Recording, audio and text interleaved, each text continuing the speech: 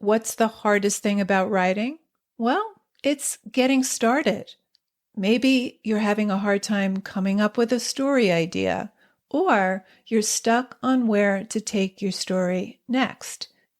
If you want a way into a story or a way through, I have 9 story starters to help you. This free PDF is full of story seeds and prompts to get you going. To download your 9 story starters, go to nancypanuccio.com/start. That's Nancy with an I, Panuccio with 2 C's, nancypanuccio.com/start. I love the feature on Amazon where you can look inside a book and read the beginning pages to decide if you want to drop it in your cart or not. I make all my book buying decisions based on this feature. If it doesn't have the look inside feature, I will probably not buy it. I also do this when I'm at our local Barnes & Noble. I'll often look at just the first few sentences, and that's all it takes for me to decide if it's worth both my time and my money. And if it doesn't draw me in immediately, it goes back on the shelf. Your story opening is your only chance to hook your reader, so you want to start strong. It doesn't matter if the middle of your story is brilliant or your second chapter is brilliant, or if your story starts picking up speed 7 pages in. Readers will not wait for that. In today's episode, I'm going to break down 4 story openings to spark some ideas for you so you can craft a story opening that keeps readers eager to read more.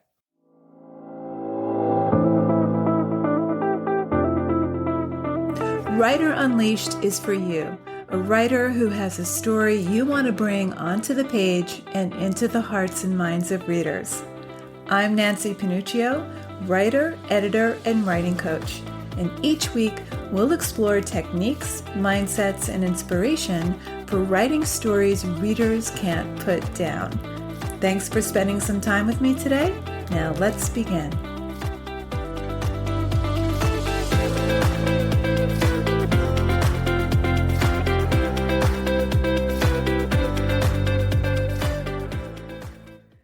Your opening is the gateway to your story.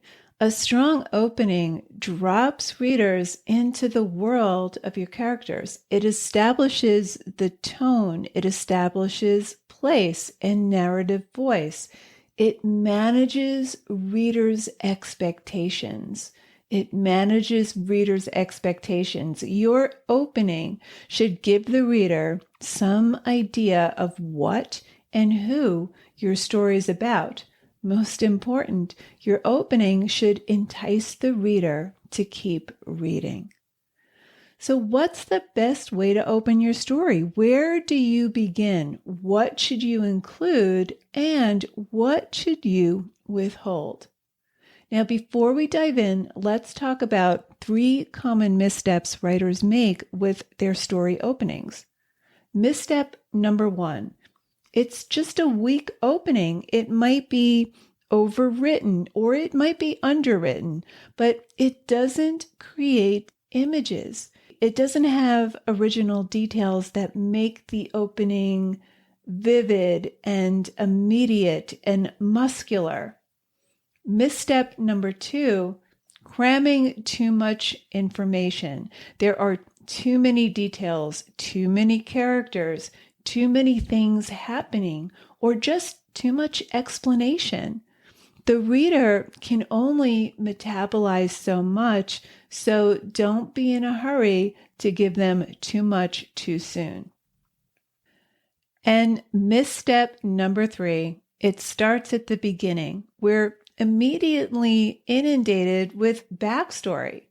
Sometimes characters will go several layers and several pages back in time before getting to the good stuff. And when you start out with too much information or too much backstory, it diffuses the tension. And the tension is what keeps readers reading. So when you have too much in the beginning, it takes the steam out of the story because it answers too many questions. You want to posit more than one story question in your reader's mind because curiosity and expectation is what keeps the reader invested in your story's outcome. But all of these mistakes are symptoms of one thing. The story simply doesn't start in the right place. Most often, it starts too early, and then it meanders for several pages until we get to the main action. And at that point, you've already lost your reader. You want to resist starting at the beginning. For example, in Hemingway's The Old Man and the Sea, when we meet Santiago, he's gone 84 days without a fish. The boy who he'd been fishing with decides to go onto another fishing boat because he thinks the old man has bad luck. To make matters worse, the younger fishermen ridicule him for not catching a single fish for 84 days. Very specific. Now notice, he doesn't give us the days he spent on the boat with the boy. We meet him in the aftermath of his failure. And this gives the novella the impetus for what follows. It gives Santiago the motivation and sets him alone on his journey to catch a fish. Neil Gaiman's American Gods starts off when Shadow's in prison. He doesn't lead with the crime. There's a hint dropped in the opening pages. There's mention of the robbery, and at one point, one of the prison officials mentions assault and battery, but we meet Shadow in a pretty low place in his life, and the promise is that we'll learn everything we need to know about how he wound up in prison in due time. So don't be in a rush to give away too much too soon. This will overload your reader, and when your readers are trying to keep track of too many balls in the air at once, they leave your story. You don't get a second chance. So don't spoon feed the reader. Let them meet your characters and develop an appetite for their situation. We meet your protagonist in some kind of instability where things are already off balance. This is where we meet them as flawed human beings, and that's what makes readers connect with your character. So we're going to look at 4 different story openings to give you some ideas to experiment with. Now, as we move through these examples, I want you to notice a few things. Where in the character's life does the story open? How are these openings withholding information, and how are they positing questions in the reader's mind? This is how we create suspense. Also, look at how these openings avoid exposition and long detours of backstory. And also notice how nothing in the opening is arbitrary. It's either returned to throughout the story in some kind of pattern and or reflected back at the end. So nothing is arbitrary. Everything in the story opening is intentionally crafted. So let's get to it. Story opening number 1. Already in progress. You've heard of this as in medias res.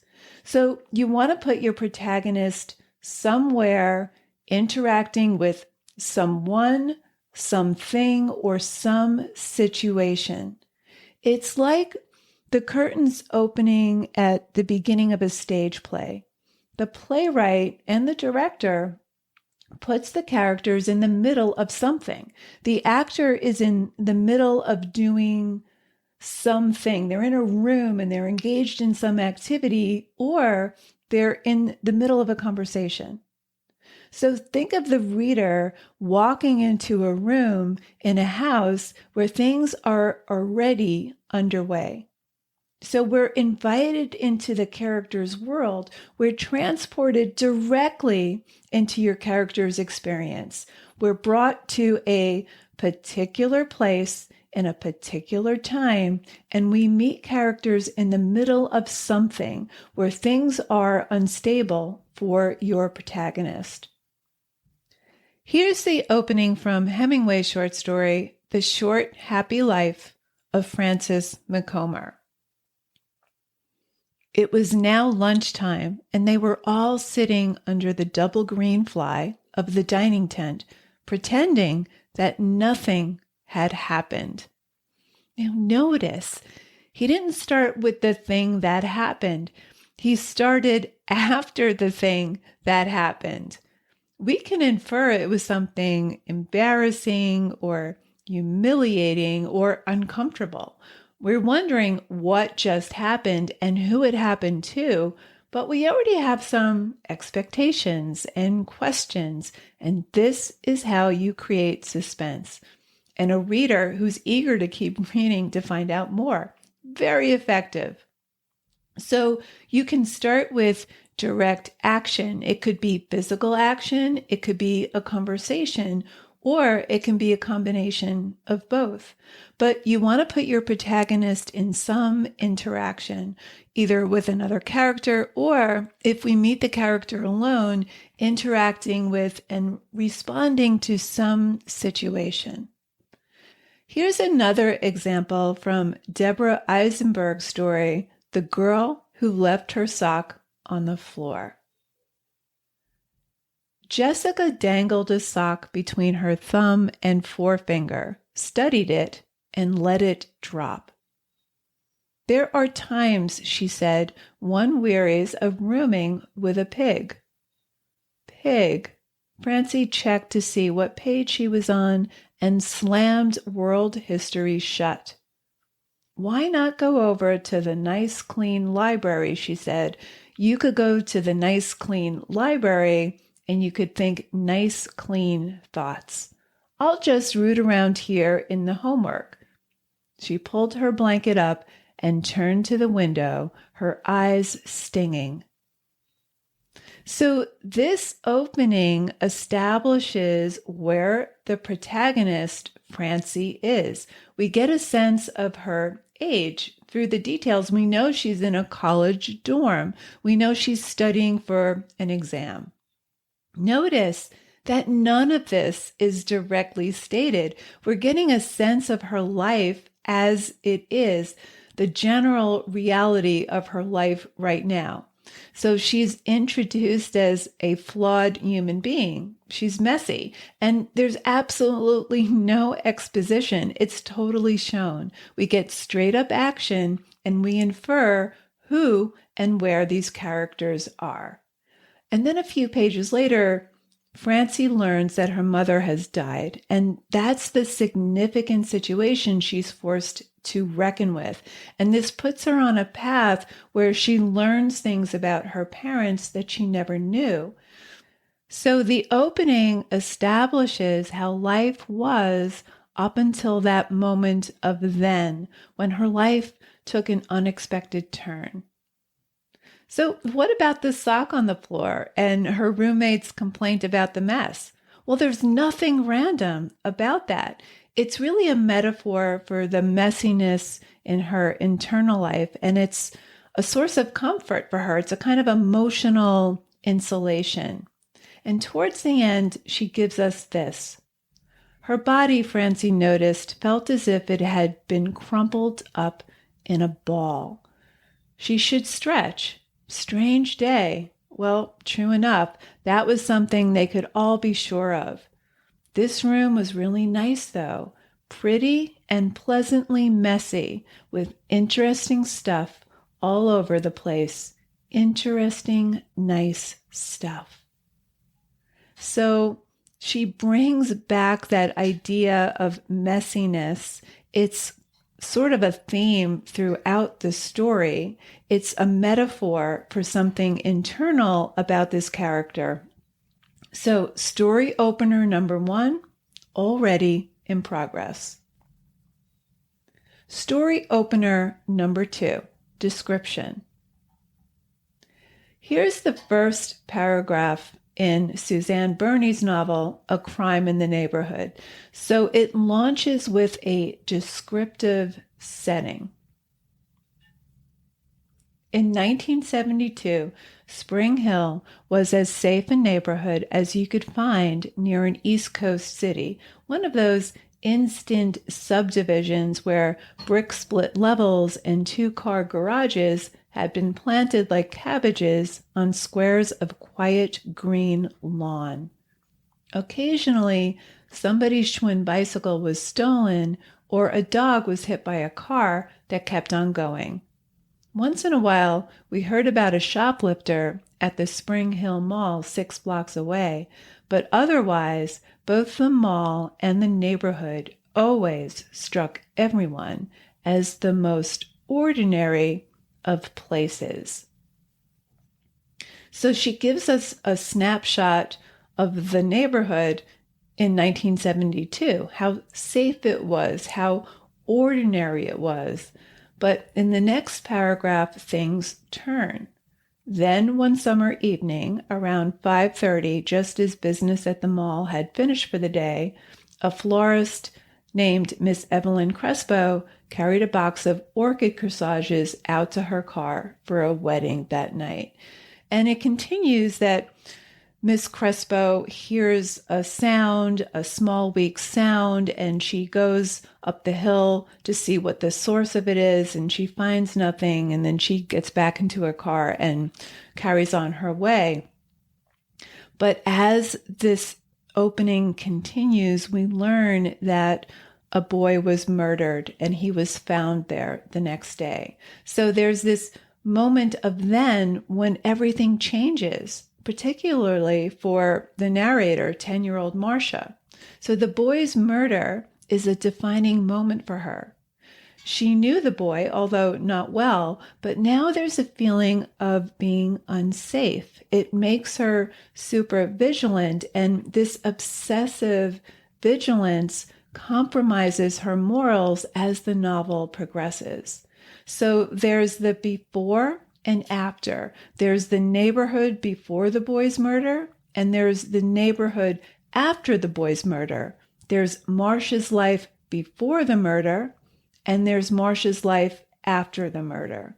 This opening is very intentionally crafted because the theme of the novel revolves around feeling safe in the world. There's a lot going on in Marcia's life. Her father has just left to carry on an affair with her aunt, so she's estranged from her father, and all of this is exasperated by the murder of the boy. The story is not about the crime itself, it's what the narrator focuses on, but there's a lot of family turmoil swirling around her. It's not that she feels physically unsafe, but emotionally unsafe. And her focus on the boy's murder and figuring out who did it is a manifestation of that emotional turmoil. She's not aware of this at the beginning of the novel. Remember, she's only 10, but by the end of the novel, she makes the connection between these two events, the boy's murder and her father's abandonment. So she ends with the discovery that nothing in her life will ever feel safe again. So it's a very intentionally crafted opening. Story opening number 3, summary. Neil Gaiman's fantasy novel, American Gods, opens with this. Shadow had done 3 years in prison. He was big enough and looked don't fuck with me enough that his biggest problem was killing time. So he kept himself in shape and taught himself coin tricks and thought a lot about how much he loved his wife. So we start with a summary of his last few years in prison, what life has been like for him. We meet his prison mates. We don't get the details of the crime, and Neil Gaiman doesn't lead the story with it. We get a few hints here and there about a robbery, and at one point, a prison official mentions that he's in for assault and battery, but Neil Gaiman doesn't lead with the crime that put him in jail, and the illicit promise is that we'll learn those details in due time. But the opening summary, we do learn some key things here. He's spent the last 3 years thinking about how much he loves his wife. He's been keeping time by learning coin tricks. And we also learn what he wants when he gets out as a free man. He wants to shut himself inside the bedroom with his wife for a few days, then keep his head down and stay out of trouble for the rest of his life. So the author leads with this long shot of how life has generally been for Shadow these past 3 years, and then he gradually brings us into the present story in real time. So life for Shadow is already unstable when we meet him. He's in prison. He's getting closer to his release date, but he can't shake the feeling that something terrible is going to happen to screw it all up. So we're getting all these hints of trouble to come. The opening also establishes his love for his wife. Now, he doesn't just mention his wife once, he mentions her at different points throughout this opening. So when we get to that moment of then, where life for Shadow is shaken to the core, we know what's at stake. Now, nothing is arbitrary here. The coin tricks he practices in that opening paragraph, the coin tricks that he practices to kill time is something we see Shadow doing throughout the novel. So as the novel progresses, these coin tricks gain significance.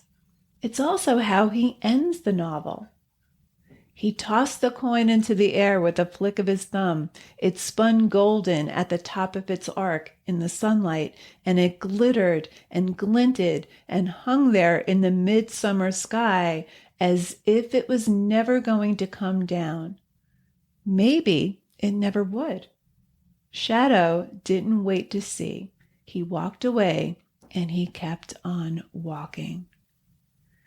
So when you open your story with summary or description of any kind, you want to bring relevant and significant details to breathe life into the summary. You never want summary to be inert. A summary can show what life was generally like for the characters, and then we get the defining moment that shifts the protagonist into uncharted territory, that moment of then. But don't put anything random in your beginning. You want to make use of it. And story opening number 4, significant history. In Jeffrey Eugenides' novel, Middlesex, he opens with a long shot of his life in the first 2 paragraphs, and then he brings us to his present as an adult at the age of 41. I was born twice, first as a baby girl on a remarkably smogless Detroit day in January of 1960, and then again as a teenage boy in an emergency room near Petoskey, Michigan in August of 1974. Specialized readers may have come across me in Dr. Peter Luce's study, Gender Identity, in 5 alpha reductase pseudo-hermaphrodites published in the Journal of Pediatric Endocrinology in 1975.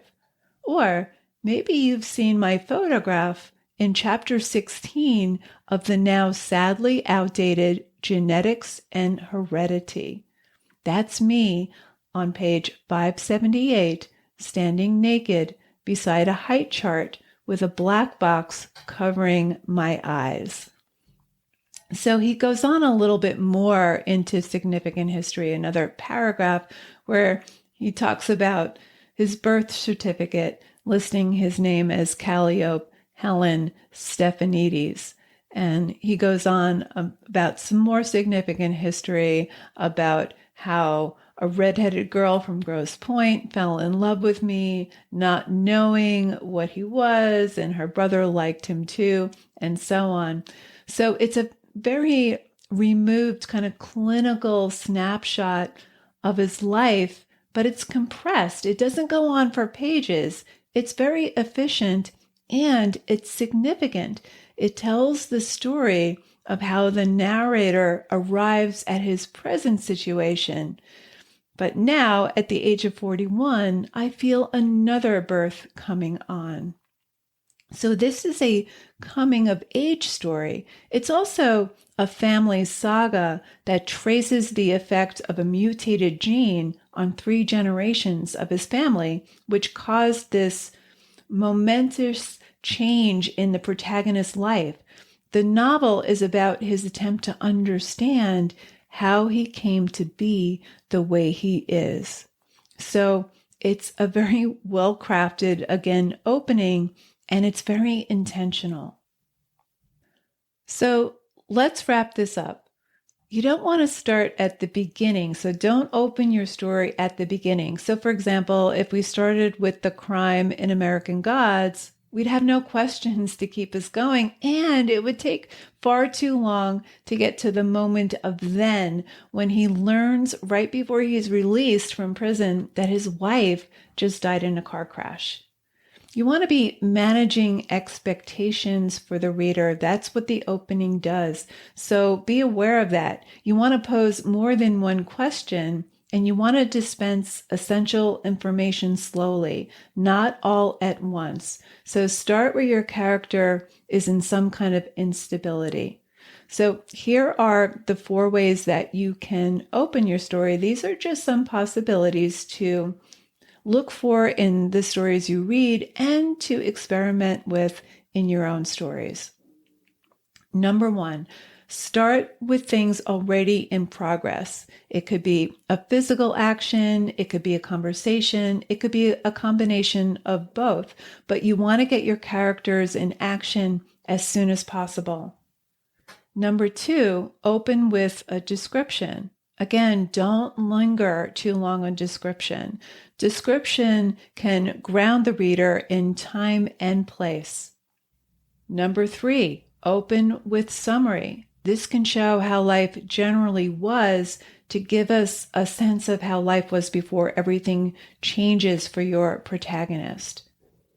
And opening number 4, begin with significant history. This is history that helps us understand what's driving your character in the present. It's directly related to your character's core desire, the essential question that your character is asking and searching for the answers for. Again, don't linger there. Move into the present action as soon as possible. Now, if you don't have your beginning all figured out, don't sweat it. I want you to keep in mind something that Clark Blay said about beginnings. The beginning is a microcosm of the whole, but only in a way that the whole can reveal. The beginning is a microcosm of the whole, but only in a way that the whole can reveal. So these story openings are not the first thing that the author came up with. They spent many, many revisions getting it right, and they likely came back to it as they were crafting their ending. So your opening contains the DNA of the story. So play with this. Don't get wedded to your opening. It's one of those elements you want to get right. So it's going to shift. It's going to go through many iterations, but you want to find the relationship between the beginning of the story and the end. So there you have it. I'll see you next week, same time, same place. Until then, keep writing, and I'll talk to you soon.